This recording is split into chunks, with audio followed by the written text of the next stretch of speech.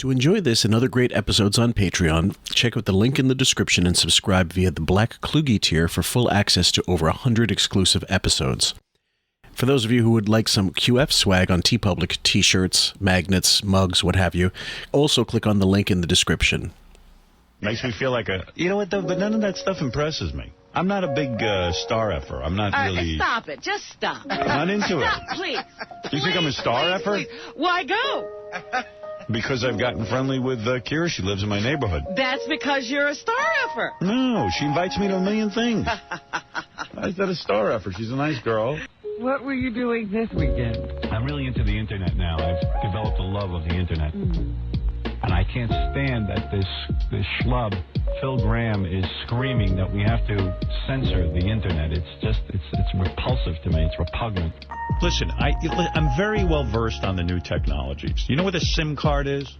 Yes, I do. Okay. I do. I see it in my phone when I take the You're battery. not only going to see it in your phone, you're going to see it in your car very soon, a SIM card. You know. And once that happens, it's called game changer. I never read the social media comments about this show. I can't stand social media because I hate that people have power now. You know, in the old days, if you hated me, you'd have to write a letter to the station. What do you think about Baba Booey? What do you think about Artie? Everyone likes Artie. Artie's super funny. They describe him as, you know, a little bit crude, but funny and they likable. Baba Booey, everyone loves Baba Booey. I'm reading the research, and then it gets to me and they go, well, because Howard's so controversial, maybe this is the reason for the results. Like, 40% of the people kind of like me. The rest of them think I'm a fucking asshole. Really? Crude. Everybody loves disgusting. Artie. Oh, Artie, yeah. They love Yeah, but him. are you sure they really know who me and Baba Booey are? I don't know. They like you. And the other thought I had was that if the FCC does kick us off the air, how would we reach these millions of people that listen to us? Will we just fade away? What if we have an announcement to make to them or we want to communicate with them? This would be a great contingency. So make it free, make it up there, and let the fans have fun. And I didn't have any moderators, nothing. I said, anyone can write what they want. Yeah, right. So now when you go on there, there's like thousands of posts of just like, and I don't even know who the people are. It's almost like people who hate the show more than people who like it. And it's like you get on there and it's like, Stern sucks. He's a homo. Robin's a pain in the ass. That's a horse face. Artie's a jack off. Kill Howard. Oh, well, what am I going to do? Anyway, the birthday bash is there for you for free. And not because I couldn't sell it to a network. Yes, many networks did want it, but I thought this But would who be would nice. even think that way? I don't know, and the thoughts are so rapid. Welcome, ladies and gentlemen, to QF, a podcast about Howard Stern. I'm your host, Fillmore, aka Jim Fix, and with me for part 5 of the Hurricane Sandy saga is Sam. How are you tonight, my dear? Are we on part 4? No, we finished part 4. That's up on YouTube right now. Oh, there's just so many parts to this wonderful, saga of understanding and being a good boss. I will tell you guys that it gets more and more infuriating as you go along, which is why I think the main reason why we're doling this out in segments over time, because if we had to do every single Sunday, Monday, like Sunday, Thursday, Wednesday episode or Tuesday episode, the way we do on Patreon, people would probably seek him out and kill him. Yeah, it's not palatable in that many, like the way you stack those episodes. If you did them boom, boom, boom, boom, you would want to hang yourself. Yeah, or at least like murder suicide or something. And we don't endorse that, obviously. But the thing is, the last episode we closed off with, it was a wrap-up show segment, and Shuli, there's like a Shuli trigger warning there. Like, if you fucking hate Shuli, be prepared. There was plenty of him in that one. This one, there's no Shuli. They're back there. He's back in studio. Gary's at home and he's calling in. So this is either the following day. I think it's the following day, but and of course Shuli has still made it in. So there is some Shuli, but not nearly as much. And he's still as fucking obnoxious and unfunny as you would expect. On Gary's part, I would have not called in. I would have lied and said my phone is disconnected. Oh, it was brutal. And so he goes after Doug Goodstein on this one too, in earnest. And I guarantee there was definitely some well, we know it's passive aggressive, but in this episode, as you hear it, guys, you'll definitely hear Howard turning on the Howard TV crew big time. Like everybody, all of a sudden, it's like a siege mentality. It's me and the rest of you versus you, the rest of you. Do you think that maybe this saga was the input? I mean, I know he fired the TV crew before the 60th birthday, but do you think this was another part of that whole seed for fuck them, they're not coming to my 60th birthday? I think it was used against them by Marcy, let's say. Like he might have brought it up. Look, when we had this hurricane said, because he got so much negative feedback from this when he was still, sifting through stuff and probably looking himself on the message boards. In fact, we know he was. And universally, people said, yeah, Gary might have been an idiot for continually going into the studio, but it doesn't mean Howard's still not an asshole. Yeah, and it's like the true narcissist, when they get busted for being complete asshole shitheads, it's everybody else's fault for pointing it out. And it's their fault for it's the people that he employs. It's their fault too. It's just crazy. Right, and this is a whole gaslighting segment. It's a gaslighting seminar. What, like, I'm not telling you anything. What are you seeing? You're an idiot. You're fucking. I can't depend on you. I'm not saying anything. It literally is. Let me fuck you in the ass and then tell you it wasn't me. What are you talking about? Yeah. Good morning, everybody. That hair. And we are here live at Sirius XM. Well, some of us are. Shuli is here. All of a sudden, he's the Fonzie of satellite radio. Oh my He's God. got the leather jacket. You go back a couple years, Fillmore, and that image was startling. That rug and the jacket, blah. And I'm pretty sure, do we confirm that this was pre-dentures, pre-new implants or whatever? I'm not sure. I can't remember. I got to get back into it a little. I'll be able to hear the dentures if they're there. Angie is here. Robin is here. Fred is here. Yes, these are the guys. These are the guys you want to go to war with. No, there are other guys here. J.D. Harmeyer is here. Jim McClure is here. Who else is here? Steve Brandano is here, who has just been promoted to executive producer. You know what this is kind of crazy? Think about this, Fillmore. We don't even know who works at the Howard Stern show, really. I mean, would we ever get a roll call now? Like, who's here today? We barely even get them in studio. He is just happy to take up all the oxygen these days. Well, yeah, it is the Howard Stern solo broadcast show, which, I don't, this is the thing that I really don't understand. He's got full NPD, and he believes that he is the be all and end all of his own show, correct? Yeah, in his mind, yeah. Right. So why does he have to have these people with him? Why does he have to have notes? Why? I mean, notes I understand, but why does he have to have things done for him if he is all that? Like, doesn't that get punctured by your NPD bubble? Doesn't that bring your delusions to a crashing halt when you were contingent on other people handing you shit, or do you just not see it? So it's the reality, I suppose. I don't know. I don't think he sees it, but I also just think it's interesting that, at least we knew the characters on the show, and now it's like he only brings them on for gay shit, games, and that's about it. Unless he sets up some sort of scenario, like we're going to have JD do something stupid today. We're going to have Richard and Sal do something gay today. We're going to have, Chris Wilding come in and regale us of his asshole tales. It's just, they're not genuine. Real life puppets. No. Real life puppets all over again. Yep.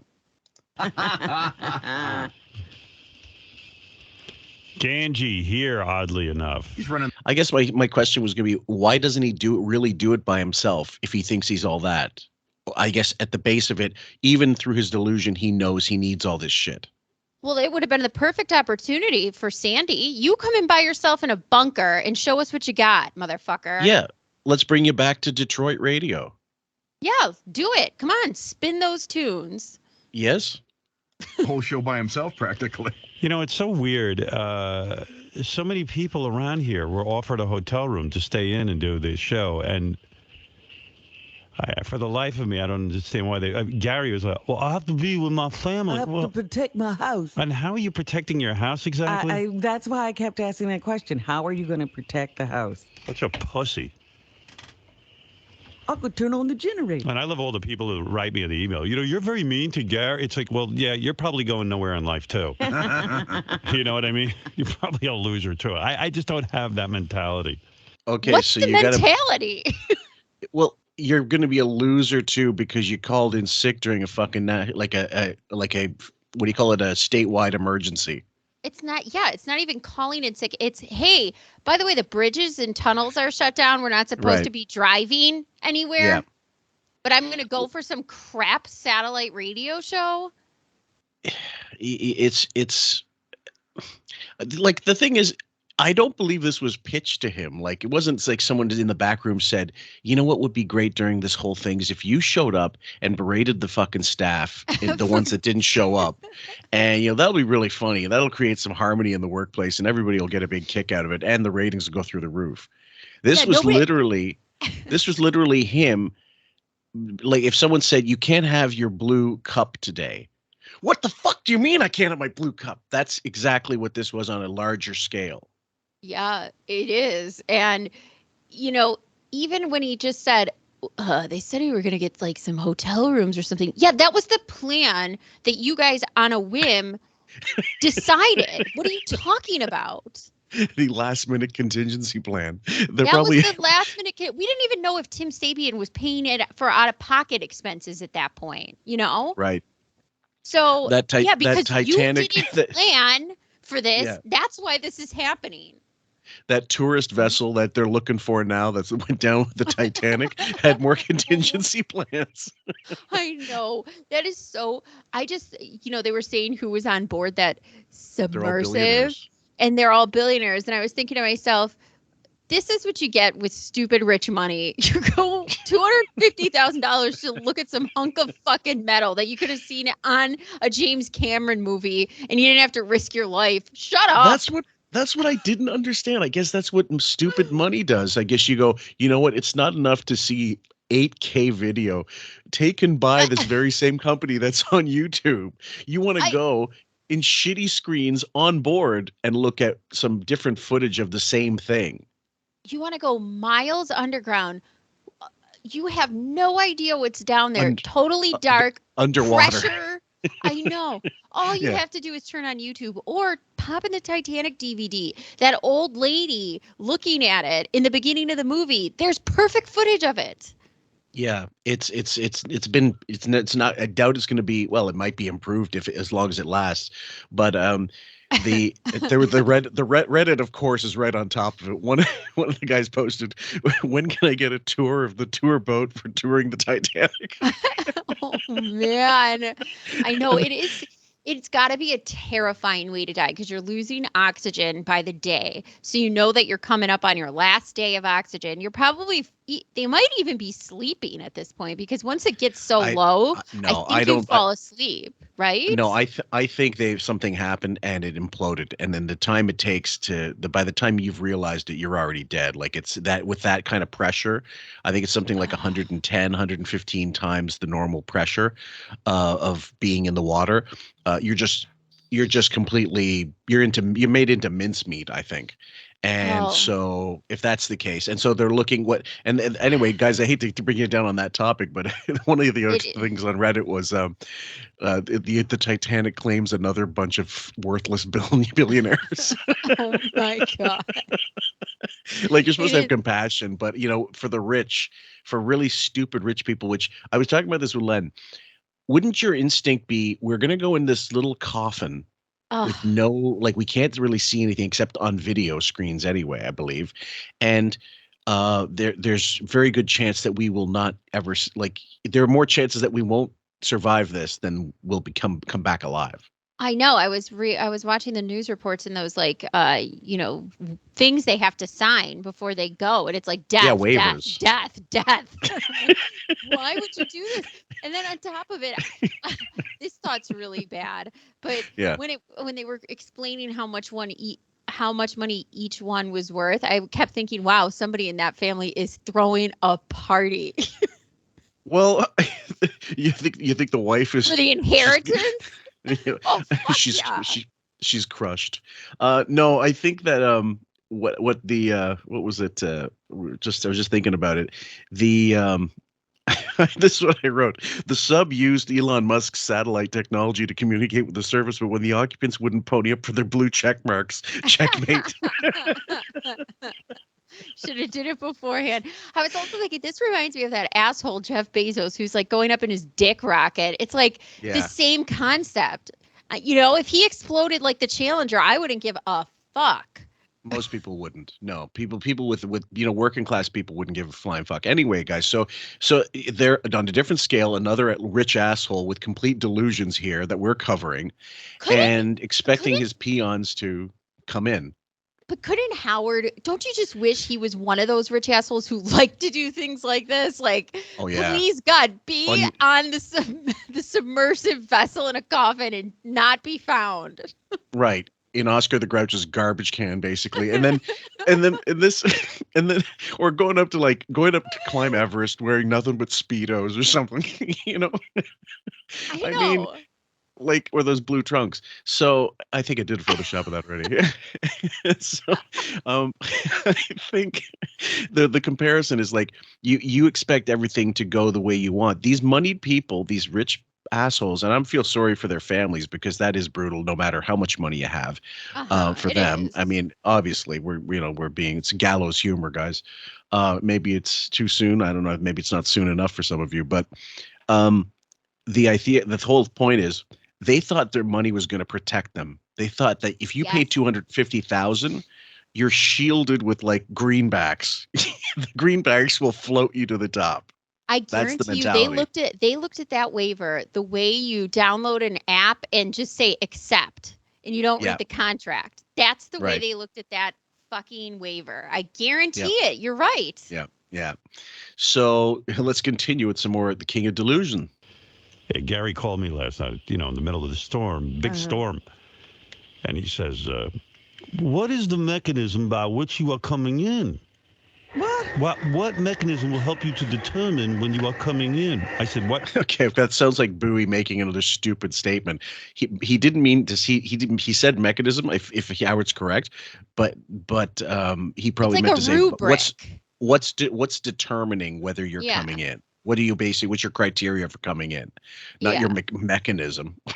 Mechanism. Yeah. I think it's called a car. Right, like. They have those certain, I don't know, like think about it like terror levels. Remember how they used to be like orange, red? Yeah. I'm not getting up on a plane on a red day, but maybe on a yellow day. It's DEFCON Bowie. I gotta go in. Mechanism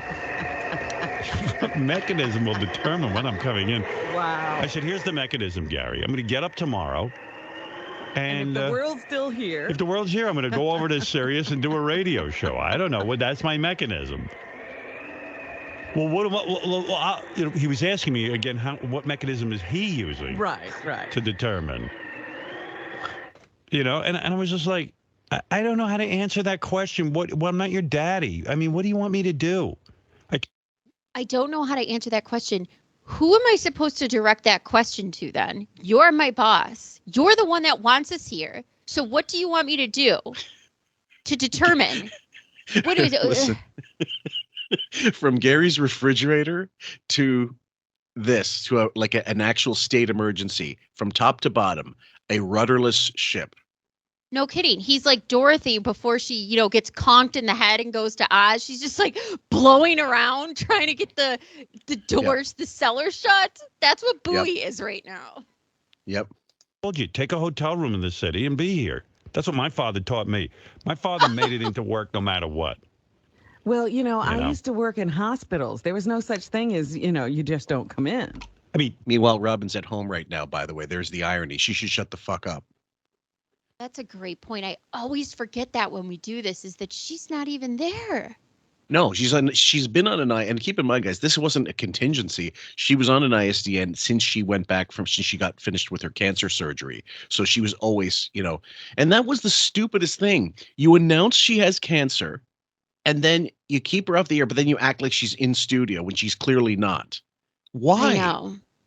Anyway, I've asked that before. I hate to go over old ground like that, guys. Sometimes a little bit of repetition. I apologize, please.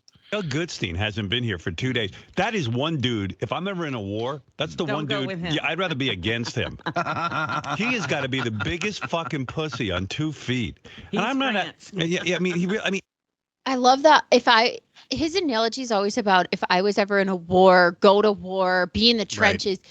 You would never be in any of that. You would be a draft dodger if I've ever seen one. He'd be leading the fucking Persians around the 300 Spartans lines. He'd be like the hunchback doing the Ephialtes, whatever. He would be Benedict Arnold. He would be some fucking turncoat completely. Just a coward. Just don't kill me. Stolen valor sword. He'd put on somebody else's coat and hope that nobody remembers.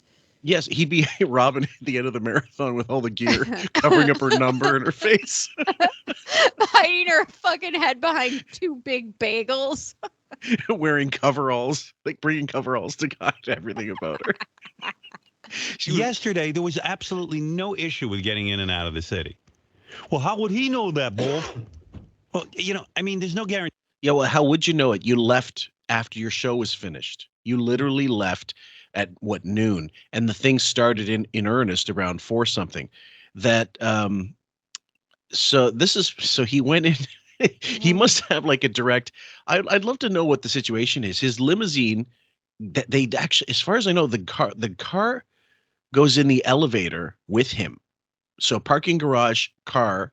And then I believe it goes with him to a certain level. Then he has his own personal private elevator. He doesn't ever have to go into the main foyer of Sirius. He doesn't need an ID card. I know. I kind of think of it like, how there's underground tunnels in Washington and the White House. Sure. And if there's ever, and then they bunker down in the Situation Room or whatever. I kind of picture it like that. So what is he complaining about? Bowie does not have that car elevator. Sorry. No, he doesn't. Keys in life, but there was nothing happening. But the offices were closed. Yeah. But they were told to stay home because the offices are closed. Not our offices. In Demand. I don't know where In Demand offices are. Maybe they're downtown. That's not where he works. No, he works here, and I'm here, and everybody else is here. I don't know. Everyone's so fucked up with the work. It's crazy. Well, these guys aren't even of the generation I'm talking about, but, they give seminars now to teach people how to talk to the new generation because you just can't say, go do this. No, they don't know from that. Well, like Scott the engineer hasn't been here in 2 days, and that was going to happen. I mean, you just know. I remember 9/11. Yeah. And, I went home with Scott. Yeah. And I looked at Scott at some point in the evening. I said, he'll never get to work tomorrow. Right. I got to get out of here. Right, he doesn't even consider it. And what are you talking about? You went home with him. He dropped you off home, and you had to shit on him anyway. And what does that have to do the next day? You coming in by yourself? Slumber party for Robin and Scott? I don't know. I mean, that's a weird statement.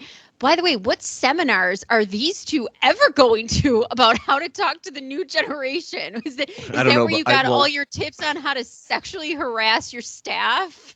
Well, Robin was not too far away from doing those seminars from Landmark to avoid demasculating men. I love that one. Oh, so demasculating or unemasculating? Anyway, whatever. Like she did this big apology thing. I'm sorry to all men for demasculating them, whatever.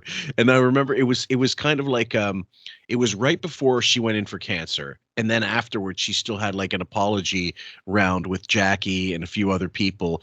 That must have been like a make amends segment of Landmark Forum, because she, for all we know, she thought that was the end. Like she wasn't going to have. Yeah. They probably told her, you've got up to 5 years left, so whatever you want. We can't guarantee anything past that. So whatever you got to do it in that time. I really was wondering, if it was the Landmark Forum or probably a combination of thinking she's going to die and. Well, absolutely. But I mean, mostly that. But I think, but there was one. I remember the lady, and she mentions her. I have the audio. I have the audio, but I can't play it now. This person, Stephanie something, I think her name was, not related to Ronnie Stephanie. the thing was, she had a website, and it was all about. She was like one of these, teach yourself to be a better woman, that kind of thing. The website's long gone, so it was like a Dr. Ronnie flash in the pan shit. So I spent 2 hours finding my way through the streets to get home, so I could go to work on my own in the morning. Exactly. Tim Sabian's here. Jim McClure is here. I mean, these guys. They know that someone's got to put the show on. Someone had to be here. I had my ISDN line set up last night as well and made contingency plans. And I said, if I can't get in, I'll do it on the ISDN line. I don't know. I just don't get it. Well, when I, started to have this problem, I immediately said, get that ISDN line working and make sure it works. There you go. Yeah, well, then if you really cared, you would have installed the, at that time, expensive ISDN line in every single house. Yeah, if the show and everybody's presence mattered that much, you would have spent your budget on hooking up everybody's homes, but you didn't. Mm-hmm. Nope. There you go. That's it. Woman hasn't missed a day.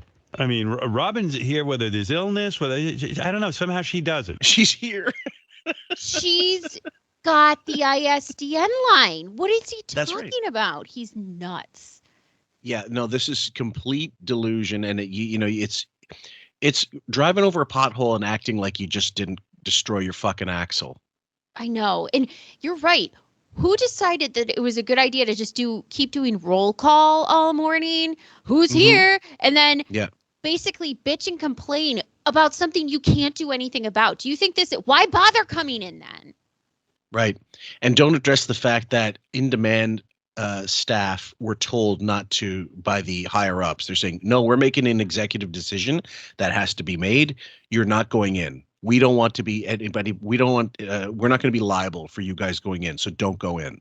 That's exactly right. Because Howard wouldn't take responsibility if anything happened to them trying to get in. He wouldn't be making payments out to their families if they died on the way into work or some sort of massive problem. So, and he mentioned Ganji was in there. I don't know if that point is Ganji completely part of In Demand, or does he straddle the line, or is he both? Because if In Demand staff is not allowed to be there, or they pick they had one volunteer to be in there to man everything.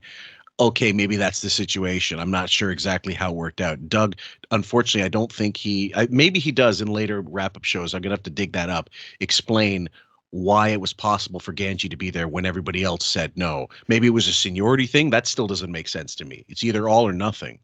I assume because I'm telling you, Howard probably milked Ganji out of sympathy and loyalty and just threw him some free things every once in a while, but you're going to still do things for me, even though you're working for Howard TV. So he's going to try to get him for all he can. Mm-hmm. Yeah, I don't know how many other people would do that. I've limped in, I've crawled. Yeah, I mean, I've seen her. Fucking it's a job. Not fun all the time, but it's a job. You do it. You could chop your head off, you'd still be doing it. I could chop Robin's head off and she'd still be at work. Yeah. Well, I have to go home. What nerve. Robin wasn't limping in after her marathon party. Remember? She was fine. Yeah, she was fine. She had Chinese food. Jesus, that's the first thing you reach for when you just finish a marathon. I mean, why? What are you going to do? Oh, if a tree falls on the house, I got to... If the tree falls on the house, I mean, if the tree falls on the house... What are you going to do? He really thinks he can get a tree off a house? There are people who could help me. And then I can patch up the hole. Yeah, like, okay. I got a top. It's Armageddon. What do you think's happening? No, this morning I'm listening to, people having been killed by tree limbs. There we go. And Gary's going to go out and fight one. Right. Well, I'm fighting. Well, he's got those beaver teeth. No, I mean, I love people's email, too. I'm a big fan, but you are being a huge dick about Gary. If you cared about Gary and his family, you wouldn't be such a condescending asshole. I can guarantee you the guy who wrote this letter, at best, is a part-time worker at McDonald's. I guarantee it. How can you guarantee that? How can you guarantee that? He's got a job, shows up, he's a worker. Yeah. And by the way, he's one of your listeners. So way to treat him. Yeah, exactly. Trust me, you do not get anywhere with that attitude. You said Gary is deserting the show. I didn't say that. Never did you say that. You're such a miserable person that you have no understanding. This is a guy who is definitely coddled by his mother. Oh my Says God. the guy who would shit his pants to get his mother's attention. Oh my God. Shopping for negligees. For your wife's fucking lingerie. Oh my God. With your mother. You got to marry that girl. His wife and his mother packed his bags for him to move to Detroit. And then she unpacked and repacked. You have no understanding that people's families are more important than work. I didn't say... You don't bring the family to New York. Yeah, right. Keep your family safe. Divorce them. Don't spend any time with them. There's this great beard agency. I'll tell you about it.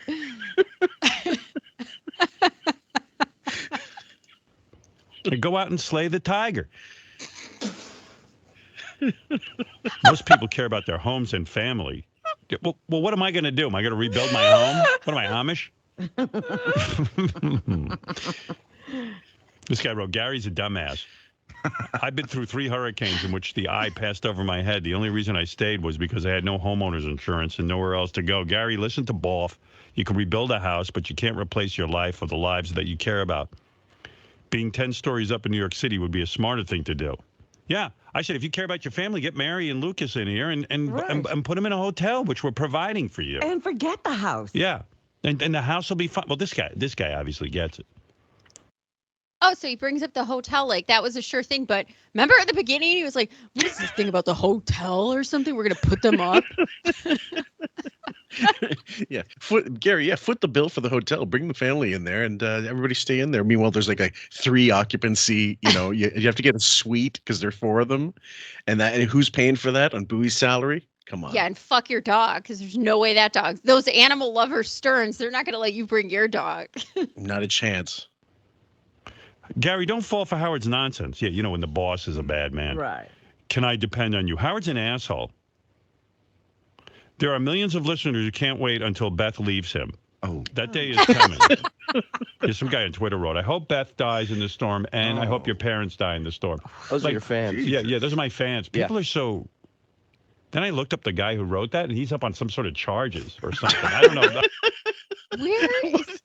Where did you find this? Okay, so he did some back research on that guy.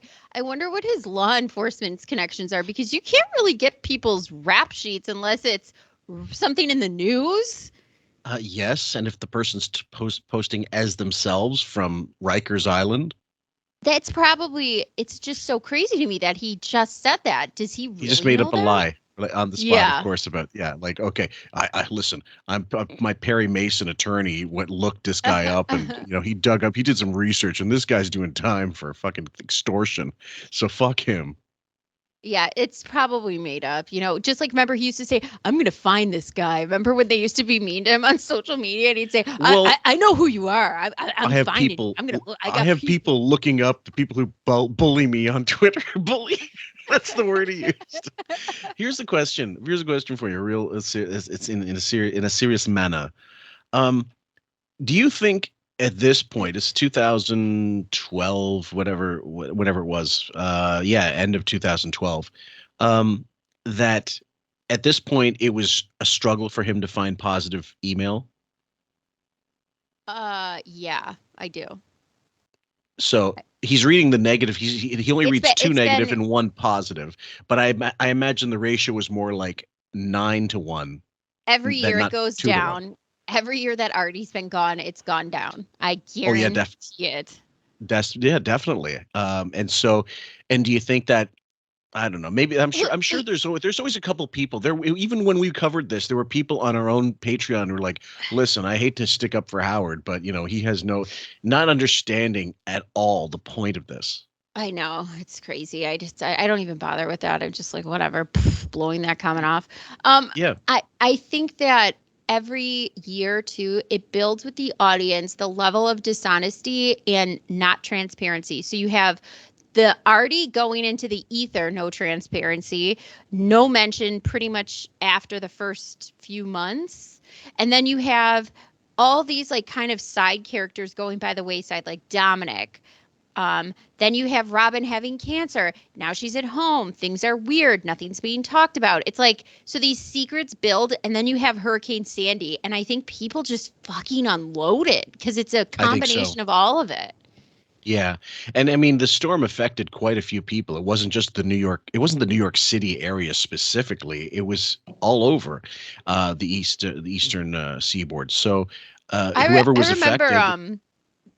I remember Chris Christie and Obama got together, and that was like a big bipartisanship moment. They were like all huggy, lovey, like helpful. And it was a real like, kumbaya moment. Moment. Yeah. I don't know if it's the same guy. A shock. Yeah, I said, let me look up this guy, see what he's up to. That's the guy that's got Gary's back. Yeah. Crickets. And Gary kept making a big thing about somebody being at my house. Nobody was at my house. Oh, Gary went off on me yesterday. That he attacked me on the yeah. I heard that. It's funny to me. I haven't earned the right to goof on Gary. In the wrap-up show, he attacked you? Yeah. Basically, he was saying I haven't earned the right to goof on him. And I'm arrogant. And when did he say he didn't have the right to goof on him? He said they all piled on you. Go look at episode 4, guys. They all piled on you because you were doing a shitty version of Stuttering John, and you were not nearly as funny. You weren't funny. There's so much dead air between everything he said. You just know that Shuli, for all his bullshit bluster, and he gets more slovenly as the fucking unfunny continues from day to day. You know that when he went home, he was like, I fucked up. I bombed so badly. There's no way he thinks he did a good job.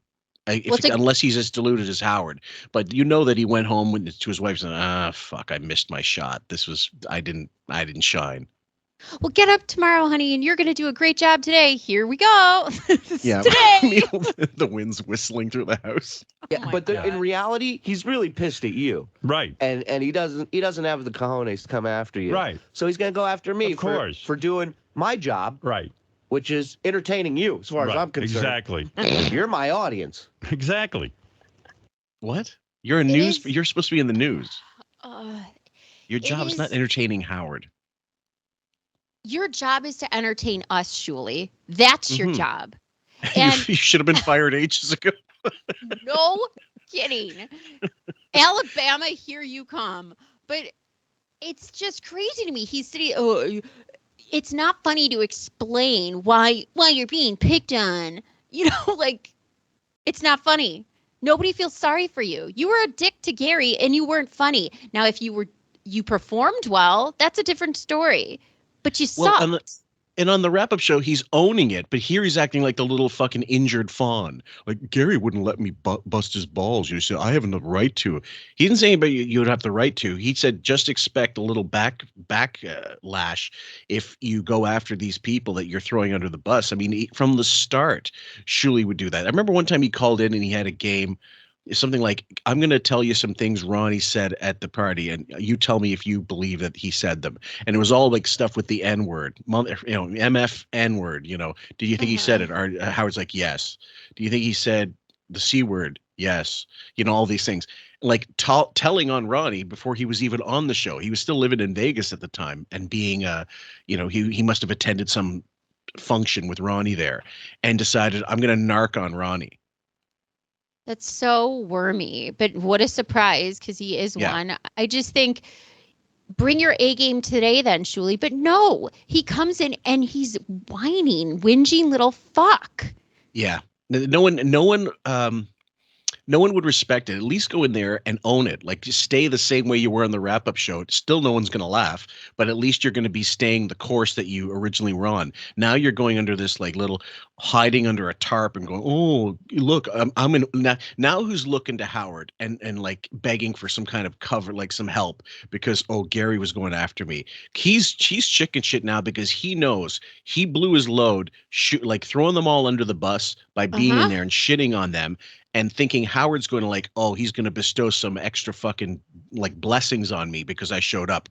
And he now sees it's come to nothing. I am not getting this chair. No matter if the Hurricane Sandy went on for 2 more years, he would not have me in this chair. No, he wouldn't. No. In the meantime, Gary, you should fire anybody who goes along with Howard's "Can I depend on you" nonsense. Gary should fire him? Yeah. Mm-hmm.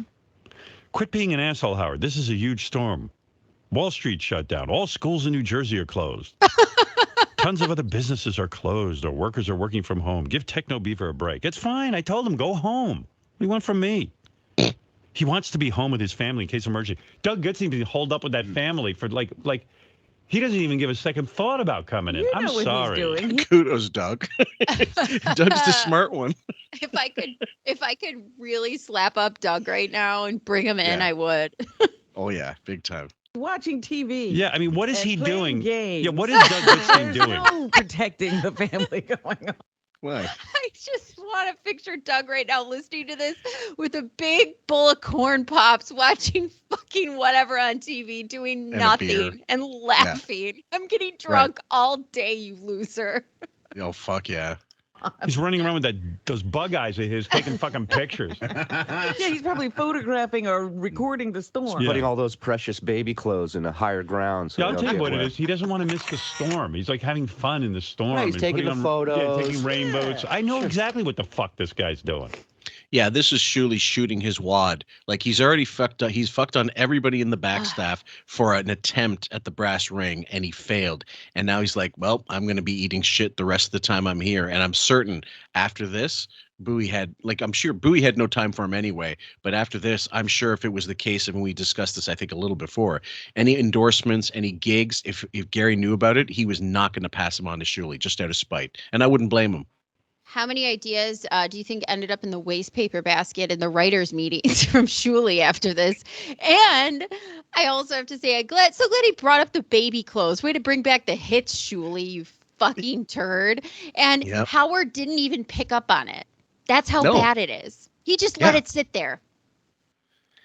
Well, in Shuli's mind, he's bringing up, he's like, let me bring up my greatest hits. Remember when I was on the show for the baby clothes thing? Remember when I, came in last and Get John's Job? Maybe I shouldn't go down this road. Wait, what else do I have? If you think about it, there's not a whole lot of Shuli on Howard TV over those years, those great years, even later. There's not a shitload of him on there. And there's almost no memorable moments. If he doesn't start busting out Tan Mom soon, we're in trouble. Yeah. And it's fine. I'm not telling anyone to come into work because God forbid you tell someone to come into work, then they sue you because you put them in danger. I don't give a shit if anybody showed up for work. That's why we've devoted a saga to this. Look at his face. Oh, such a punchable dweeb. Why does he look like an old man going through puberty? He really does look like the kid. What was the kid's name? I forget his name on the Wonder Years. The friend. It's not Wayne. It's. No, that's the brother. I know. What was his name? Anyway, the kid. He looks exact like he would have been. That kid would have been a perfect young Howard if they ever made a Howard Stern the high school years. Yeah, it would have. Yeah, that's Marilyn perfect Manson casting. Too. That's not a compliment to the poor fellow. No. Yeah. This is what set off the firestorm. All I said is, I'm coming into work. Oh, both is coming into work, but what if Mary gets hit by a tree? I said, I don't know what to tell you. I'm coming into work. You can come in or not. Last night, I'm on the phone with him again. What is the mechanism about what you're going to decide? I think that's the most.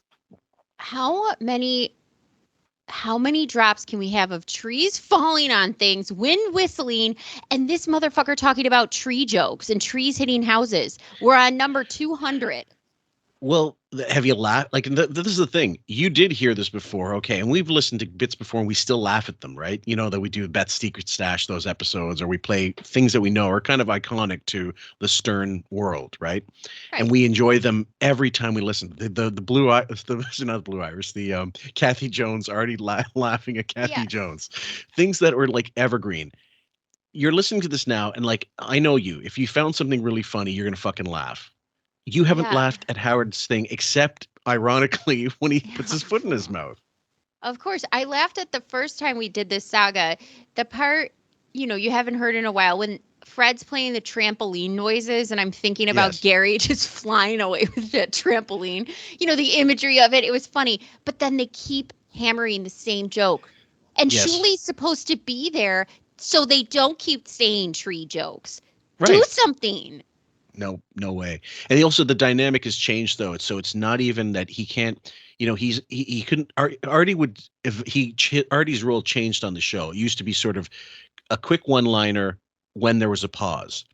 Then he was able to like throw out actual questions and independently, like in the middle of an interview, sometimes even, I've got to ask a question, Howard. And Howard would let him. He had the latitude. Without Hardy in that studio, that dynamic changed completely, and now it became way more Howard-centric, obviously, but Howard and Robin, but specifically Howard, he sucked up all that fucking Artie time, and he'll be damned if he's going to free worker next to him. No, he's never giving that back. No way. He missed it. He missed having that extra bit of me.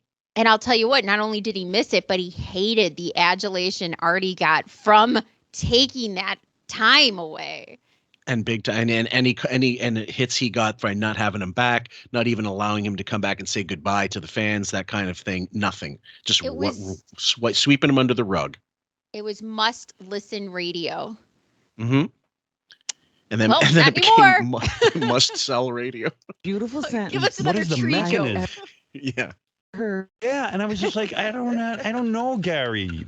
And then he said to me, well, what he was saying is, what is my mechanism for coming into work? I said, Gare, don't come in. You know what it was? It was, where's your cutoff switch? Yeah, and I said, Beth said to me, why don't you stay home and take a day off? I go, because, hey, I'm supposed to be here. There's no reason I shouldn't try. I'll do my best. He's not fucking up his summer schedule, that's for sure. He's not sacrificing a day in the Hamptons for this shit. No, he has a weird what's the word? He has Contract. a weird with Sirius. No. He has it ahead of time, so he says his planned days off, right? Yeah, no, I know that, but he has a weird obstinance about vacation days. Like he can take a day off if there's really something. He doesn't want to do it, but most of the times he's like, no, I don't want to deviate from these days that I've scheduled to be somewhere. He's probably got fucking flights planned months in advance if he's going to be going out of the country or something, like pre-pandemic, obviously. But he has this thing where he does not, he resents having to make up a fucking day of work. Most of us, that's a matter of course. You get a sick day, whatever you're covering, eventually you may have to make it up or something like that, unless you have them accumulated and it's a union thing or whatever. But otherwise, people are like, yeah, I took a day off, I got to make it up. He would be like, no fucking way. Yeah, because I am sure the way that his contract is they have those set times. These are your vacation times. But I'm guessing he does get sick days, which he doesn't take. Fine. I don't know what he does with those, but okay. I'm sure he gets them either paid back or they go into vacation days. I'm not sure. Either way, He does it. You're right. He will not variate from that. No, he will not deviate. And I think is he will. The thing is, if he's got, I know a few people like this actually. And my dad was a go to work kind of guy. Absolutely. When he retired, he had something like 180 days saved up that he ended up getting paid for. Yeah, and he couldn't accumulate anymore. Once he got to the 180 days, the lady at the accounting basically said, you've got to start calling in sick, even if you're not sick, because you can't accumulate anymore. Like you'll get paid, but you won't get any more sick days. And he's like, okay. And so when he got to like 62, 63, he started taking advantage of that by using the fucking sick days. Yeah, my mom did the same thing, but you take it the last 3 years of your salary, so you can tack that on to it, so it makes your salary higher, and that's your you know what I'm saying? Yeah, sure. Yeah. Yeah, but he's not doing that. No. I said to Gary, I think you should stay in the city if you want to be in a work. No, I got to be home with Mary. Fuck you. You're an asshole. I go, no. I said, if you want to be here, we have a hotel for you. If you don't, go home. Why is that an angry boss? It was so crazy. But you're making me feel stupid and guilty. I go, well, that's your problem. I didn't tell you to do anything. You're good. Wow. This is where you get in. This is where when people ask, the addictions on staff. This is why they'd get addicted to substances, because unless they had the nutsack to say, look, fuck you, go fuck yourself, and I'm going home, and I'm not coming back for the week. But imagine listening to this at home if you're Gary. It's just passive aggressive, nonstop. And Doug Goodstein, absolutely. It's a circular saw. You'd be either, I don't know, you'd be abusing some kind of drugs or alcohol, or you'd be probably abusing your underlings, and that might be part of what Gary does when he gets back, and just is like he can let the shit roll downhill. It rolls off his back. It still hurts him, but he can get his back a little bit. You know what? Too, we just did that Better Hoof Part 2 or whatever, Part 3. Better Hoof. Yeah. The hoof. So The hoof. think about that. That was in the beginning of Sirius. Yep. And he was floating around in Blissland, and everything was so happy, and all the spouses were so happy. Everybody was thrilled and excited, and Howard was in a great mood. Well, that changed real quick. Oh, yeah. Yeah. And I played the wrap-up show segment of it. There's nothing really there worth the covering. But there is the following day when they talk about it a little bit on the air. What we'll do is we'll tack it onto a Beth's Secret Stash volume, and we'll cover it there because it doesn't warrant it. So there's not enough to warrant another episode. But it is funny because he's like, I didn't find it entertaining because no one would dish about this, that, and the other. Well, they didn't find it entertaining. Maybe you should have got off the fucking phone. Yeah, and told your beard to be a little bit more respectful. Yeah, bitch. Goofing on me. Yeah, I'm goofing on him somehow. And whoever's not here, you're going to goof on. I'm not goofing on you. It's like, how dare you put me up in a hotel? Gee, I'm sorry. Don't provide for me. He never said, how dare you put me. This is all nonsense. First of all, he was like offended that they offered a hotel in the beginning. Ooh, Yeah. What is this? We're putting them up in hotels. Now it's this. And it's all made up.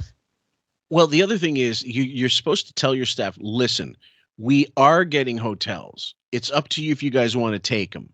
That's the way to do it. Not you're forced to go home, do whatever. And if we talked about this before, a boss that cares about his staff would say, everybody go home. We'll make this up some other day. I'm not putting you through it. Right. That's it. Forget the hotels. Save that expense. Go do another day. Or if you want, hey, go in on Thursday and Friday and pre-record some shows.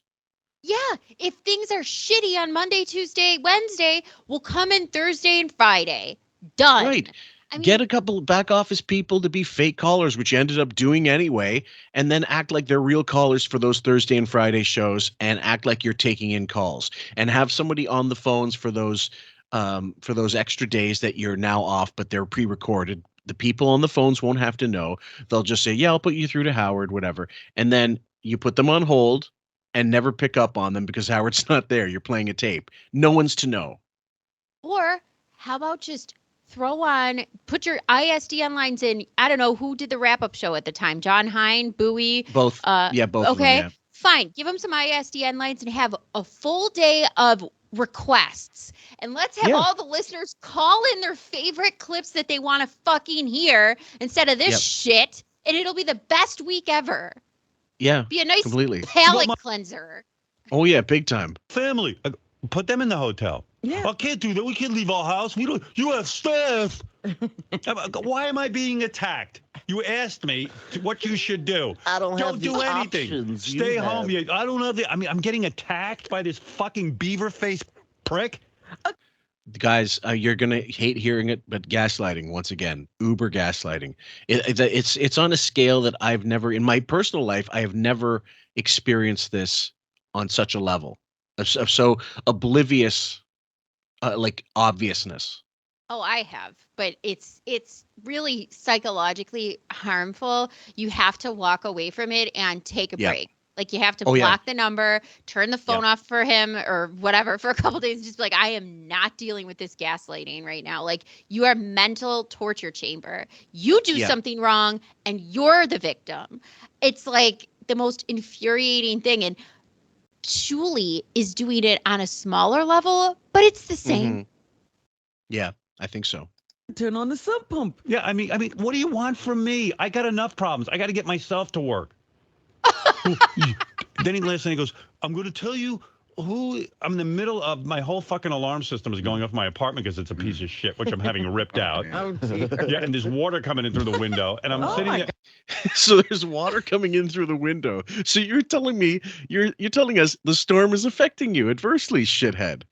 Yes, there's water coming through his penthouse window, wherever the fuck he is, or Hampton's window, who knows? But I'm assuming the apartment. It's the apartment, yeah. I'd like to know, what alarm system does he have? What is it, like a fire alarm in a school? He can't get it shut off? Pots and pans attached to fishing line over the door. The cats keep jumping on it. The thing is, I'm ripping it all out. So you're absolutely right about the whole gray rocking thing. What it is he took the night and he went on SFN, Dog Shed, whatever else. Oh yeah. And he saw the fucking litany of stuff and he got pissed. That's why he's talking now, turning it into, why am I getting attacked? Gary's not attacking him. They're defending themselves. And in defending themselves, they have to expound and explain, no, you're being a prick. And Goodstein would be the one telling him. Goodstein's not going to be afraid to tell him he's an asshole. Gary's not there. Gary has said nothing so far, guys. Nothing. Right. He's not called in. He's saying nothing. He's at home. I'm going to protect my family. And he's been shit on this whole time. And you're right. And I also think, see how he had those emails ready to go? He read those emails 20 times in a row to the point where he knew some guy was in jail. He's just reading those over and over and over. Well, yeah, maybe even to make sure he doesn't fuck it up. But you could see him. You could see him storming around the house, reading these out loud, mumbling to himself. Fuck you, fucker. I'm coming for you with Ronnie. We're going to be at your front door and you'll see us through that. You know, that Photoshop I've done. You're absolutely right. He's seething about stuff that's like gnawing away at him, like that circular saw inside his head. Like, some people cannot get over these imagined slights, perceived slights, or actual slights. And I can't imagine what that's like to be so involved in this it's not imaginary. People are pissed off at him, but it's real to them, but it's not. It's weird because you're in this, it's in your head fight. So it's like, you're still thinking about this. Like, I thought we had like a, you move on in life sort of thing. I can't imagine being that tortured that you can't stop thinking about it. It is driving you nuts that you bring it up so much. It's weird. Well, yeah, the degree is it's like taking a fucking flamethrower to a fly instead of a fly swatter, or putting out some fly paper. What the fuck are you doing? And by putting the emphasis on this, you're actually betraying your real thoughts, and you're showing that how much you're bothered by actual criticism. It's the criticism. It's not Gary so much staying home as it is the criticism on top of it, because narcissists hate it. No, because it's true. Right. Yep. And then Gary calls and goes, boss, I'm going to give you a briefing on who will definitely be there tomorrow. I go, I don't care. Well, Steve Brandano, JD. I go, Gary. I can tell you who won't be there. I don't care. He goes, you do care. You gave it a fucking roll call. The first thing in this episode, first thing you did was say who was in studio. So you do care. So shut the fuck up. I'm so glad he came in to waste his listeners' time. Could you imagine turning this on and thinking to yourself, this is the third day I'm listening to this. Why? I guarantee they lost listeners after this. I guarantee just on principle, but also this is shitty radio. Not on the principle fact. Just this is crap. That goes for anybody who can't stop talking about something that shouldn't matter. That doesn't matter to your listeners. That doesn't matter to anybody. Right. Jesus. But what do you mean you don't care? I go, I don't. If they're there, they're there. I hope they'll be there. If they're not, it's okay. Release yourself from guilt. By the way, I'm not mad that the guy didn't show up. I just want him to leave me alone.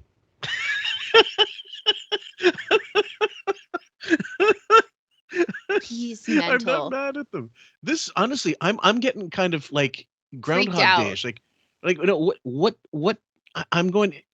Did I open this door or that door? Where door did I just come out of? That's how loopy you get listening to this. Well, I sometimes when I'm listening to this, I go, wait, did we hear this already? Like in the last one? Yeah. Did we do this? didn't we do this? I almost felt like saying that right now because I'm so just weirded the fuck out by this whole thing. And leave him alone. He's not there. What are you talking about in your head? Leave you alone. That's why, this is why it's so demented. I mean, you were like, excuse me, were we having an argument? Mother. Like, can you tell me what argument we're having so I can get caught up? No one. Yeah, mother. Exactly. Norman Bates. You're right. We keep going back to these things. It's exactly that. The voice is in your fucking head. And you know what? Recently, in the clips that Braven and I just covered one breakdown, and we got clips headed for another. Maybe we'll record it next week.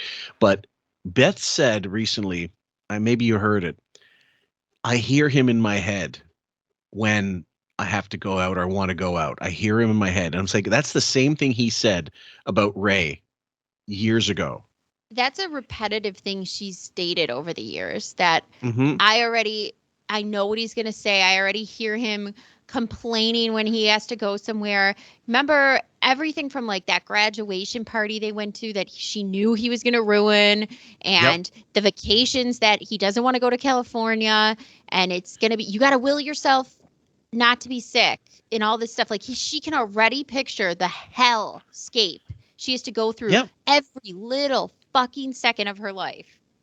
Yes. Joy. And in fact, but that's what he wants. He wants his voice in everybody's head. And I arguably say, well, it's in our head. No, it's not in our head. When we focus on business, yes, we discuss it. But the rest of the week, we're not thinking about Stern. Not at all. I mean, No. I turn it on periodically and I immediately, I film myself listening to it, and it's always about some sort of dick quasi-gay, make your staff gay segment. And I'm like, oh, goddess, it's 8:00 in the morning. Yeah, it's too much. But look at all you had going on. Yeah, You were protecting your apartment. I'm protecting my apartment. You have staff. I didn't see any staff. It was me and Beth. You're all alone when that alarm was going off, right? Yeah. You have staff. I go, okay, I have staff. I want to know where my staff is right now. I don't have a butler. Yeah, well, neither do I, fucknut. Well, I'm staff. Boy, You have a butler. The butler's name is Beth. I don't have a butler. Good one, Shuli. Like, couldn't you even think of a clever butler's name, like Jeeves or something? You couldn't, like, nothing. Yeah. Well, you're asking Shuli to come up with something funny. Come on, Sam. You're sooner ask I don't know, Robin to lose weight or some shit. Come on. I mean, like, who's a famous maid or butler from like past TV shows? Think of something. Jesus, Shuli. How long have you had? You've been sitting there quietly. He's had 5 minutes to come up with something funny. Anger didn't come out. I'm the angry one. In about 2 seconds, too. Oh, my God. And it was like he But presented. he was yelling it at me too, and he was like, somebody's at your house. Nobody was at my house." I don't know. You know what? Robin's got some problems. I don't hear her bitching once. She doesn't ever ask me what she should do. It was like a bunch of kids that were waiting for the school to cancel. Yeah. Right. And the school just wouldn't cancel. Yeah, right. And he was And upset. that's exactly it. Yeah, and they just got What pissed does off. it take to make it stop? I mean, I don't know what he wanted from me. This is category 1. Oh, my God. Here's And as I predicted, it's bad. You know, there's people with power. By the way, where does Fred's winning with the Sharpie in his mouth over Shuli. Yeah. So I noticed that's something you almost rarely get on camera, but the Sharpie in the mouth was how he would do that Bowie impression. And it's still stupid. That's awful. But you're right. It's better than anything else going on in that room. An acid-washed, well-worn, well-trod Fred Norris is funnier than a road comic who claims he's been doing it for however many 15 years.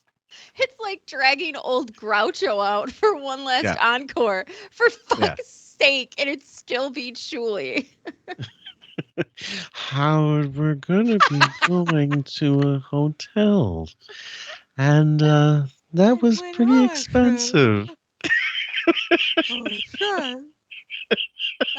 By the way, today. Of course you could. Where does Gary live? Gary was without power before the storm even came. I know. I mean, it was like, what? You should move. Maybe that's the answer. Where the fuck do you live in like where? Guam? Gary goes, uh-oh, we just lost power. This was... My power's It's like 9 o'clock. Do you live in Guam?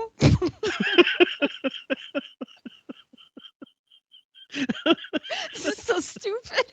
It's like we have to entertain ourselves, Fillmore and I, to get through this. Oh my God. Well, like I said, guys, I wasn't listening at the time. I had to hear this like in pieces. Sometimes they would have this actually on YouTube a lot. Like all the Howard TV stuff would eventually make it on YouTube for a while at least. And then I'd be watching this and going, who's still paying for this? Not just the Howard and on demand stuff, the HTV stuff. What the regular show? It's not worth it. I might start making hand puppets for us. God, sock puppets, Jesus. It was 9 o'clock Monday morning. Yeah, it hadn't started raining. Nothing. Yeah, like my mother called me, and she had lost power. It's unbelievable, my mother. She lost power? She lost power. Well, I was calling, and I knew they must have lost power because the phone was ringing over and over again, and I know they're home. Right. Where else are they going? So I got them. I wanted to get them a cell phone. They won't get one. But when I bought them their car, I got them a cell phone in there. So they run out to the car. They get the cell phone, and my mother, God bless her, it's probably the oldest, shittiest cell phone because she won't get a new one. She won't allow me to get a new one. She wouldn't know how to work it. And then she gets on. She's like, "Hello." God, hold on one sec. When she's on the cell phone, she can't even believe it works. Yeah, she's like acting like it's a tin can with a string. I go, yes, Mom. And then I lower my voice. Yes, Mom. Howard, was that you who called? Oh, dear. Yes, it was me, Mom. We thought so. We don't have the power. Your father and I don't have any power. I said, I could hear her out the window. She didn't need a phone. Yeah, I go, Mom, they won't get a phone. They won't get anything. They won't get a TiVo. At a point like that, don't they realize it would be so convenient to have a cell phone? The phone is working. It only rings downstairs. We can't hear it. You have to let it ring. Okay, so neither of us laughing once again, and we're not trying to, rig it so that we don't laugh. And the other thing is, what kind of sociopath brags about his parents not having power? Going down to a garage to call him. I mean, where are the contingency plans for his elderly parents? I guess there were none. Right, and if they have no power and they have a cell phone that needs charging, how are they going to charge it with no power? And how are you going to communicate with them? Asshole. Ha, ha, ha, ha. Yeah. I go, okay, why don't you give me your cell phone number so I can call you? No! Don't you have it? No, I guarantee you Laura has all this information, and this dipshit has nothing. So you don't think he has numbers saved on his phone? He must. I don't know. He was ready to rip out his alarm clock system, whatever the fuck that means. So his alarm system, yeah.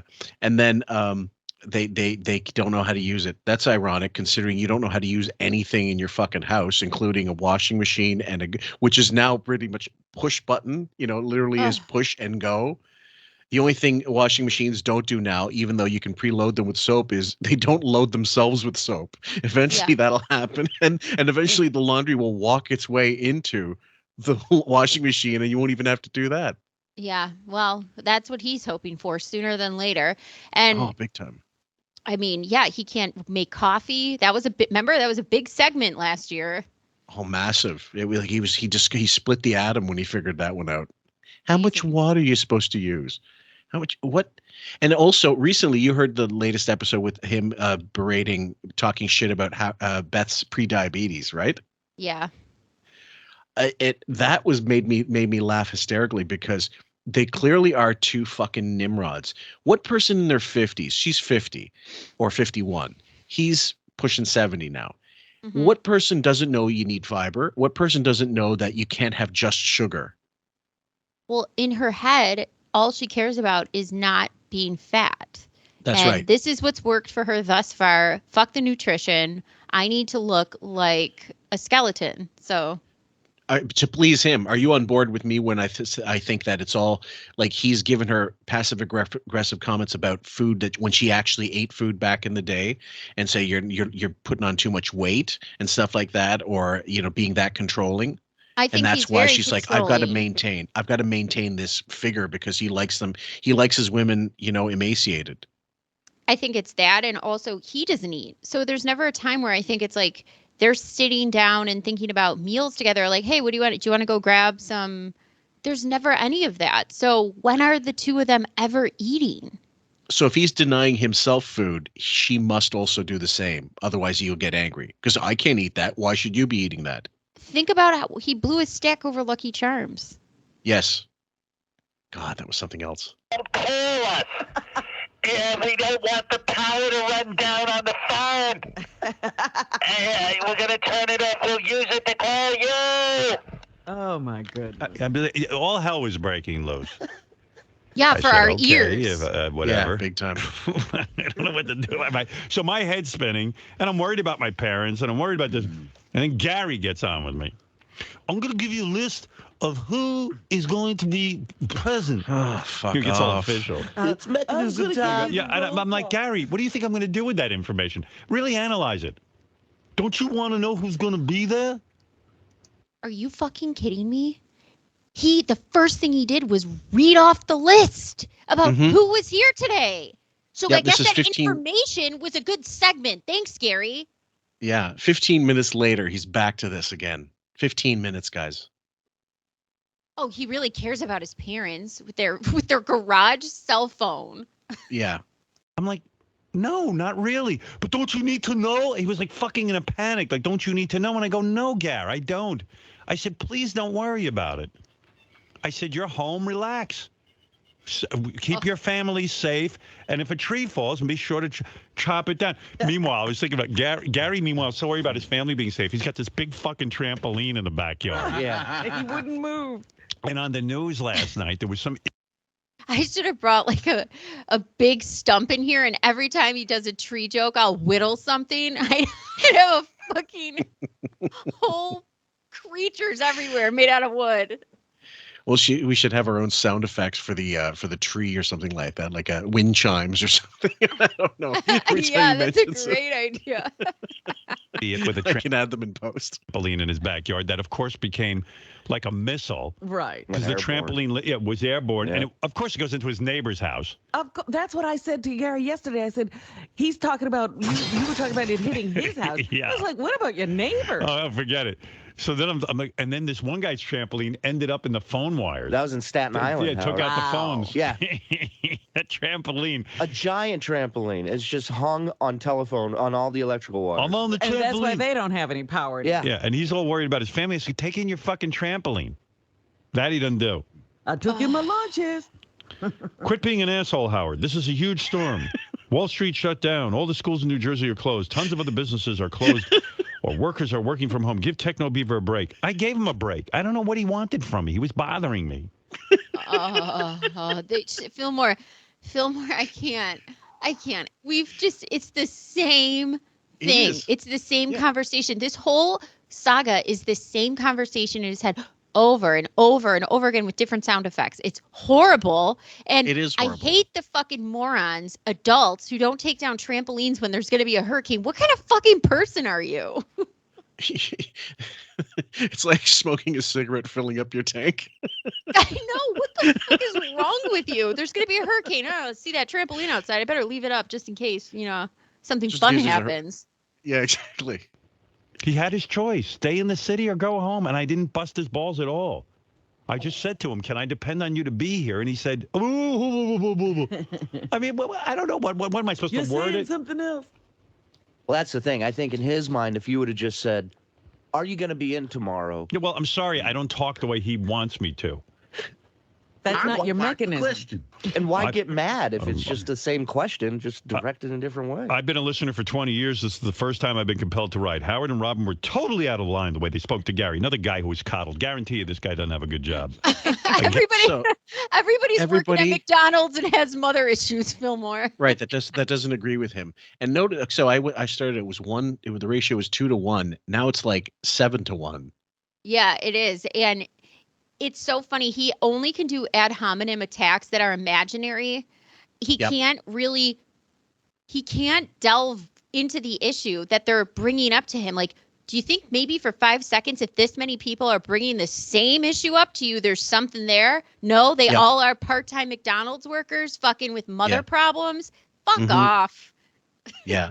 Well, I mean, grifters know how to fucking work these people and these NPD people. And so it flies right into the path of like mind control. Like he's already sort of made himself the perfect target for Marcy Turk by being this delusional, and she enhances that delusion by reinforcing the nature of like, oh, the notion of, oh, you don't need these people, you don't need the wrap-up show, fuck back office radio, this is all just extra bullshit, you are the star. It's like if someone had told Jerry Seinfeld, look, get rid of Julia Louis-Dreyfus and Jason Alexander and Michael Richards, and you'll have a way better show.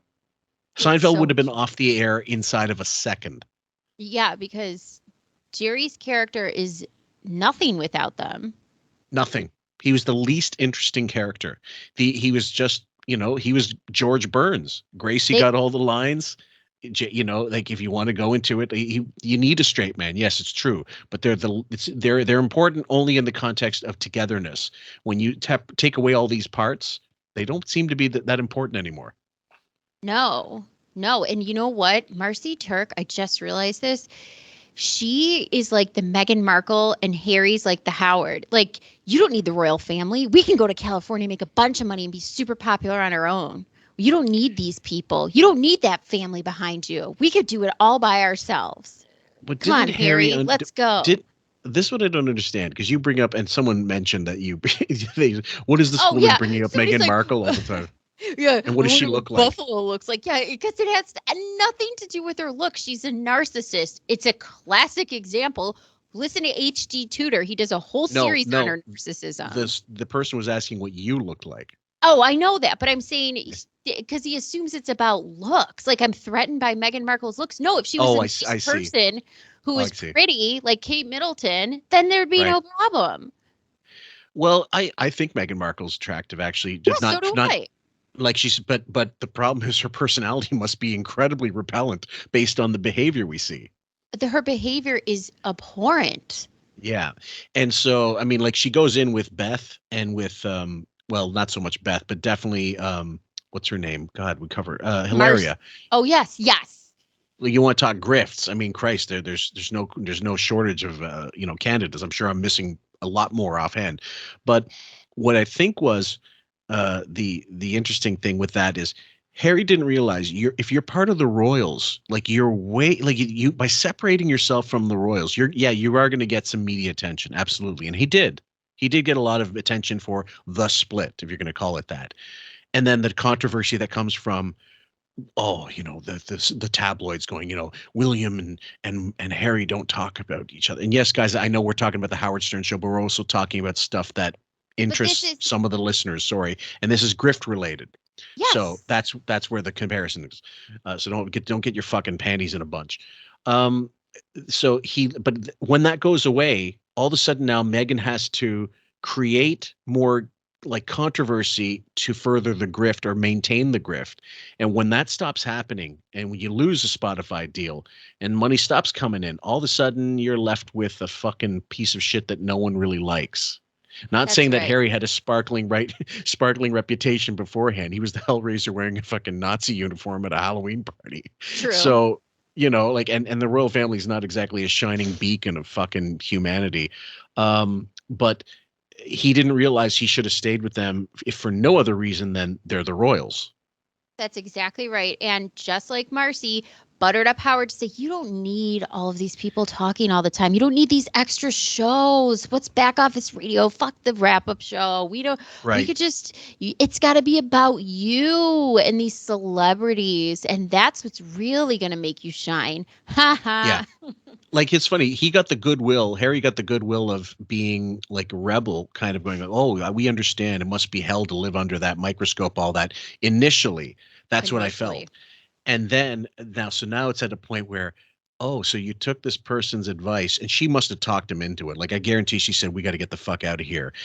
Her assertion that she was treated as a second-class citizen is probably right, but it was more likely because she was an asshole, not because she was black. But she made it into a black issue. Not that Prince Philip wouldn't be above making an awful comment back then. There's plenty of history of that. But it's just he got taken. Like, Harry got taken, and so did Howard by Marcy. Yeah. Plus, I think her idea of what it would be like to be a royal, it is a lot of public events that you have to cut ribbons, be polite, chat up nurses, go to schools, do these openings.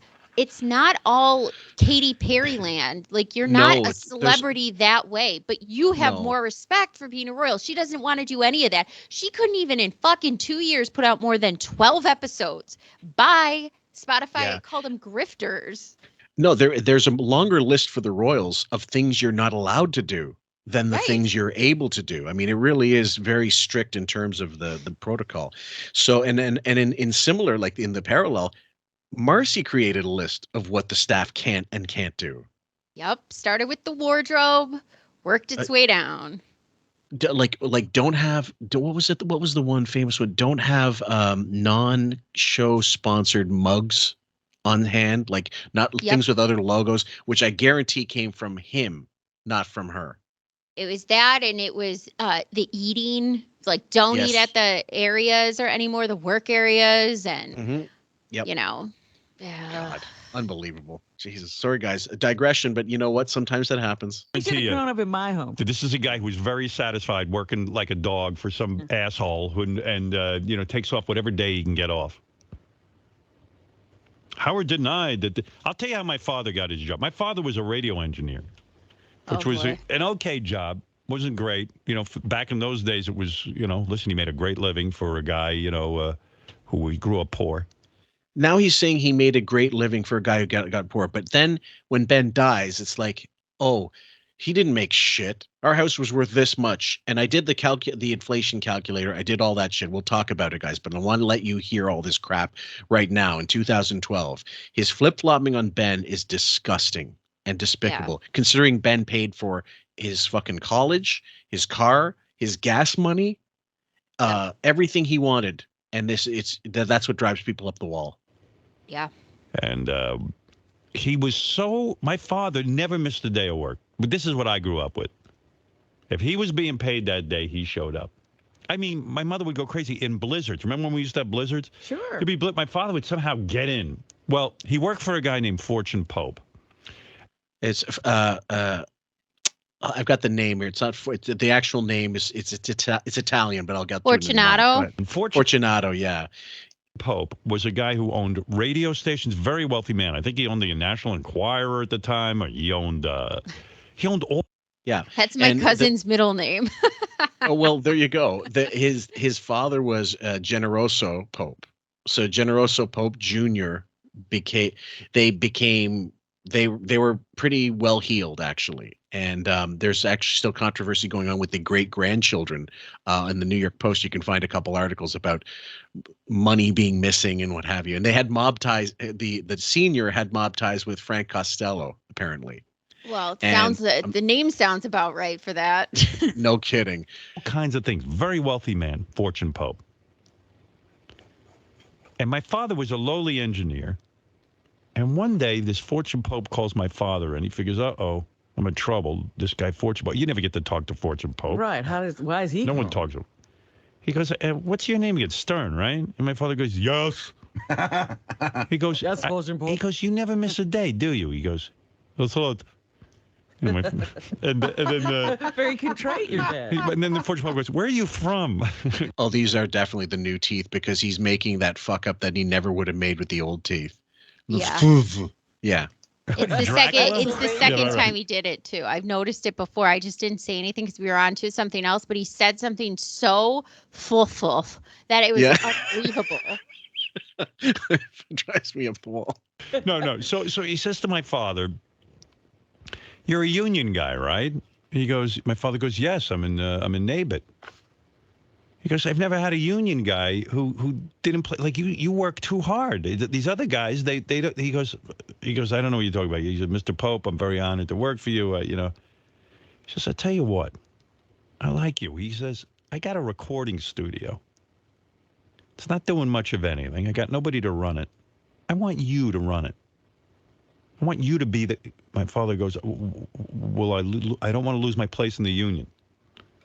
Pope liked my father so much just because the guy showed up every day. He says to him, I'll keep you in the union. I want you to run this recording studio for me. Wow, Howard. So they got to be in a union and they got the benefit of having a good job? Whoa, yeah. Wow. Yeah. Jesus, this is running a little contrary to some things here. So he says, really? So, okay, my father goes, and he goes every day, and he's there, working his ass off. Good day's work. Pope comes to him and says, wow, you're doing some job. And you want to own the recording studio? My father goes, oh, my God. My father never owned anything.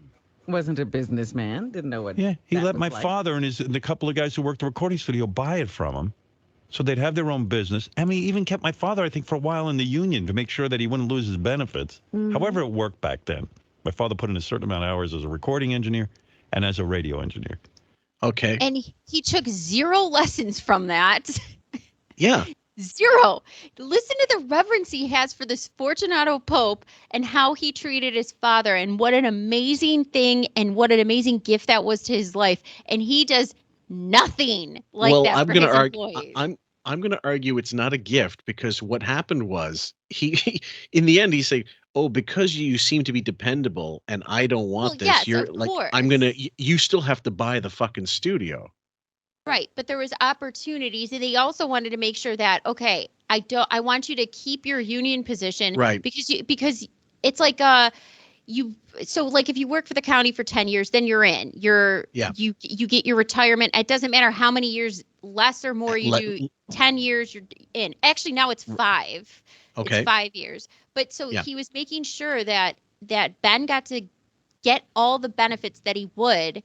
Yes. Working in that union. That's a big deal. Howard hates unions. Of course he does. That's the irony. Second of all, these guys working for Howard are not going to get the benefit. They've seen the benefit of working there however long, and it's not helped them. Perfect example. Scott Salem was running a GoFundMe. Yes. For medical. And by the way, this also lends credence to the fact that Pope might have been a little mobbed up. He who controlled the unions in the 50s? The mob. Yeah, that's right. Right. So, don't worry about it. Don't worry about the union. We'll take care of your union issues. Oh, yeah, that's right. So that's kind of, and I looked into it. I was thinking about the first thing that came up to mind is unions, Italian, that's right. money. Okay. Don't worry about it. We'll take care of it. And then eventually my father left the union and became the president of his own business and had the largest recording studio in Manhattan. That's how it works. That's it. You want this? Everyone goes, you're so fucking lucky. It's not luck. There's no luck. You are very lucky, shithead. It's not luck. It's hard work. Even people who look. Okay, I'm going to stop it right there, and I'm going to start playing that clip from 1992. One sec. Guys, I'm going to play this clip from March 92. This is him talking about oral recording, and he goes in and out of poo-pooing Ben. I just want to hear the contrast between 2012 and 1992 in the same story. Anyway, that Underdog cartoon, they did that in my dad's studio.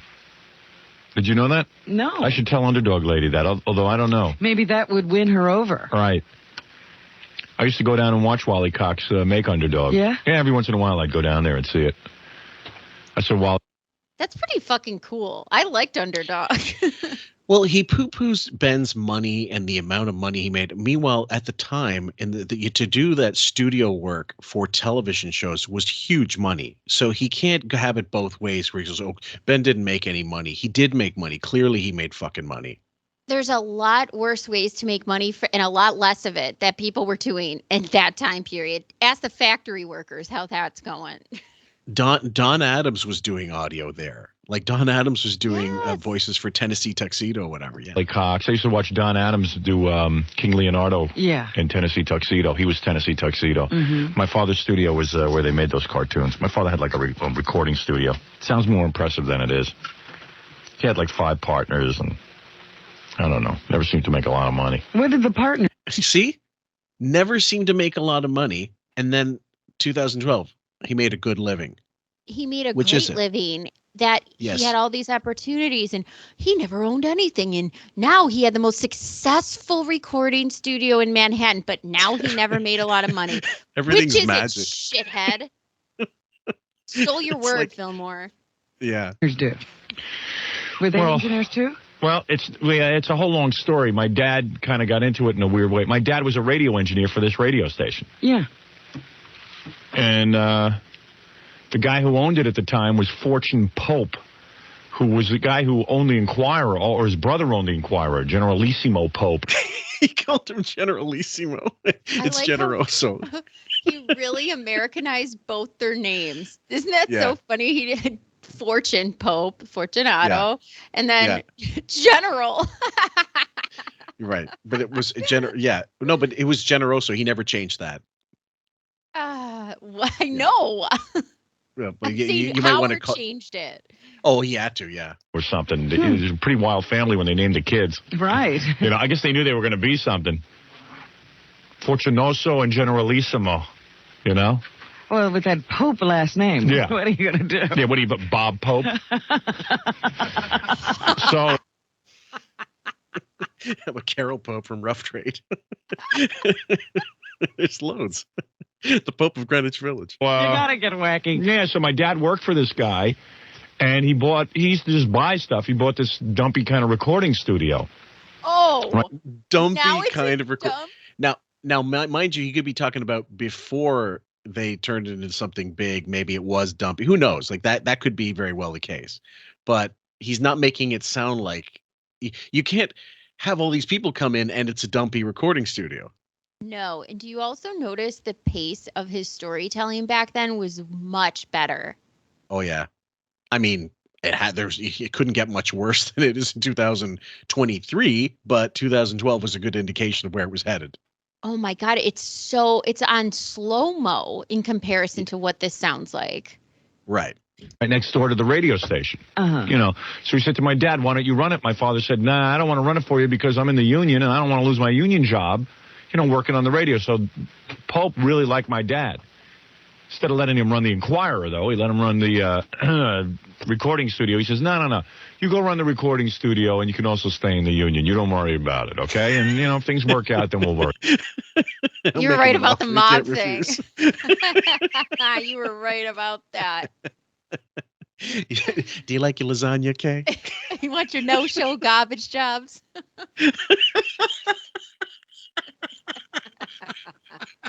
One of my favorite Sopranos episodes is when the union is striking and they got the rat out there and they're like, get back to work.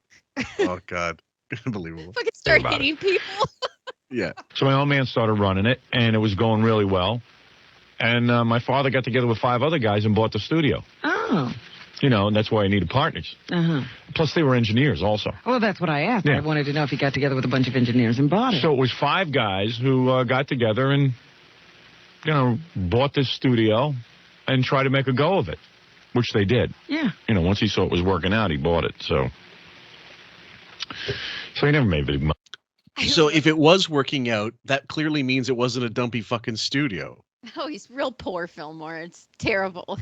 What a fucking idiot. What kind of fucking shitty storytelling? Like, dude, stick with the lane. But you know what? Back then, you're so mesmerized by everything he did that you just didn't even catch those little things. Most people didn't. But in 2012, you did. I was just thinking of the time when Tony got in trouble with the Fed. So he had to start showing up to the office, the union office, and it was just like nothing going on there. So he would just play with a paddle and a ball all day and just like he had no idea what to do. Yep. Money off of it or anything. You know, we lived in Roosevelt and stuff. My old man's house cost $14,000. Yeah, but that was good then. Oh. That was right there in the middle class. That wasn't even good then. You know what I mean? Good house was like $28,000. I did the currency convert, the inflation converter. 14,000 according to those dollars. I think it was 1955. Was something like 159 or 59,000 or 55,000 today, and so it was a cheaper house, but they were offering rates at the time, and now like an average house is something like 300, 350, something like that, maybe more, maybe 450, depending. I think Roosevelt actually is higher than the median cost of a house in New York City. Well, obviously, because it's near New York City, it's going to be more expensive than it were if you were to buy a house in Buffalo, let's say. But right. You also remember he was in the army or something, or was it it's the army, right? So wasn't there some sort of special GI rate for mortgages and stuff like? The GI Bill, yeah, I believe so. And it was basically to allow you to get a foothold into starting your life once you're out of the service. Oh, how nice for them. I'm so glad they continued on with that. There's not a lot of homeless veterans around, are there? My old man, he'd rather travel an extra 50 miles just to get that house for 14,000. But God bless him. Hey, he owned his own business. There you go, He Robin. didn't work for somebody all of his life. That's right. That's right. And to this day, I don't think my father could stand that whole business. You're kidding. Well, he liked it. He would run the studio and stuff, and the other guys were all my father stopped engineering after a while because someone had to run it. Someone with a business mind. His partners just didn't have a business mind. They were all like artists, creative artists. Oh, really? Yeah, it was one of those things. So, he started running it, and then his partners all became the creative artists, and which my father didn't mind, but I don't think he was generally appreciated for his business skills, which kept those guys going all those years. Well, maybe. Well, the way you carry on about him, you don't appreciate him for those business. Good. Basically, Ben he ran the books, and they did the grunt, the engineering duties. Basically, left it to them. And or whatever creative ideas that they toss back and forth to each other to keep it going, keep new clients coming in, whatever. Maybe they were sales pitch people. Maybe, yeah, and he called the shots, basically. He was probably going to be the okay guy, and he wanted to make him, and good on Ben for making making his own way. That's fantastic.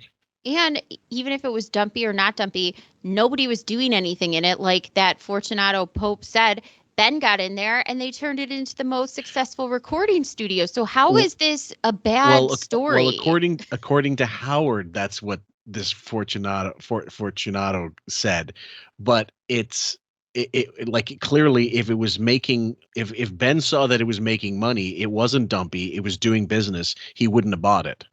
That's so true because remember, any good financial move Howard has made in his life has come from the advice of Ben. Yeah, Ben is not going to go into like a maybe operation. He'll buy a turnkey operation if he knows that there's money to be made. He wasn't just going to go in and take it's not like he's going to start stand up out of nothing like Shuli and then think he's going to make it. He wants a sure thing, and he might have to work really hard. Come to think of it now. Would have liked a much better standard of living growing up. But anyway, 619 92.3 K-Rock, WYSP, WJFK. But one of the cartoons, it was a really big studio, too. That's what I couldn't figure out. It was supposedly the highest billing studio, the largest studio in New York. Yeah. Well, there you go. It wasn't dumpy at all, you fucking idiot. Anyway, I hate to keep hammering that point. But guys, that's where you get this fucking story. The storytelling becomes a little bit suspect every time he tells it, like everything else in his life. But you know what? Also, I was just thinking about this. How do we know what is even the truth from this? Like, we can glean from what our biases are and what we think and kind of pick and choose what we think is the right story. But he colors everything in such a false, narcissistic personality disorder light that we really don't know. No, and maybe we'll never know. In fact, so it's all a matter of conjecture, I suppose. But the whole thing is that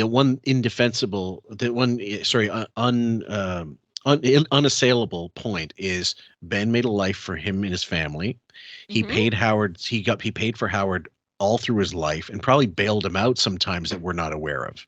Probably gave him a good bit of money for his first house too as a gift. I'm certain of it, actually. And gave him advice, free legal advice every time he needed to do something, business advice.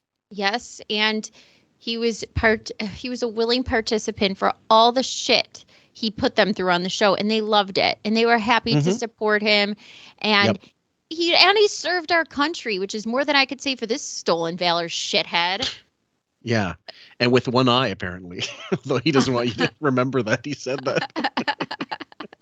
Anyway, guys, thank you for tuning in. We hope you enjoyed this one, and we'll see you on the next one. We'll be breaking them up again. The next one episode will probably come in another 6 weeks or so. So yeah, keep the razor blades away. Take care, guys. We love you. I want children. Oh, no. Can you stop this? I'm going to poke a hole in all your rubbers tonight. Oh, you fuck. I want to have the Stern Empire. Can't we stop talking about this? Hey, this is Grandma Stern. Hey, I want another grandson. Grandma Stern, how are you? I know you got hit by a car and died. Are you talking from heaven? Are you talking to me from heaven? Oh, Miss Sugar, it sucks up here.